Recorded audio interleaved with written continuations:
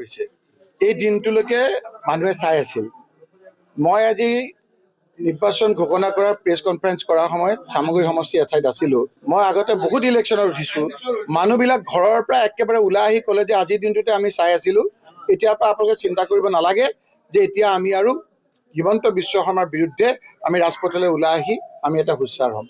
মূল কথাটো হ'ল যে বহুত অত্যাচাৰ কৰিলে তেওঁ হিমন্ত বিশ্ব শৰ্মা ডাঙৰীয়াক কৈছোঁ যে জুবিন গাৰ্গৰ হত্যাৰ বিচাৰ কিয় নকৰিলে আপুনি ৰাইজে এবাৰ জবাবদিহি কৰিব লাগিব জবাবদিহি কৰিছে আপোনাক আপুনি জবাব দিব লাগিব 10 ছেপ্টেম্বৰ তাৰিখে কেনেকৈ জানিলে 29 ছেপ্টেম্বৰ জুবিন গাৰ্গ মৰিব ষড়যন্ত্ৰকাৰীত কোন লিপ্ত আছে সেই কথাখিনি আমাৰ চৰকাৰ হ'লে গৌৰৱ গগৈ ডাঙৰীয়াৰ নেতৃত্বত আমি এমাহৰ ভিতৰতে ৰাইজৰ আগত দাঙি ধৰিম আৰু ৰাইজে ইয়াৰ বিচাৰ কৰিব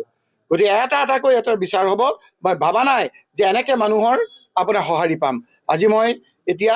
টাউনলৈ গৈ আছিলোঁ টাউনলৈ যাওঁতে মোৰ আজি 2 ঘণ্টা লাগি গ'ল ৰাইজে ৰখাই কৈ আছে যে আপোনালোকে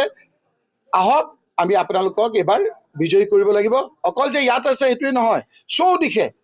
চৌদিশে আজি আপোনালোকে দেখিছে যে হিমন্ত বিশ্ব শৰ্মাৰ বিৰুদ্ধে এক জোৱাৰ উঠিছে যিটো থাপি থুপি মানুহক যিটো অত্যাচাৰ কৰি আছিল এইটো সময়লৈ বাট চাই আছিল এইটো সময়ত বাট চাই আছে যে কোনদিনা আমাৰ ইলেকশ্যন হয় কোনদিনা 9 এপ্ৰিল হয় আৰু সেইদিনাই আমি হিমন্ত বিশ্ব শৰ্মাৰ পতনৰ কাৰণে আমি ৰাজপথলৈ ওলাই আহিছোঁ যেনেকৈ ভোটৰ বাকচত ইয়াৰ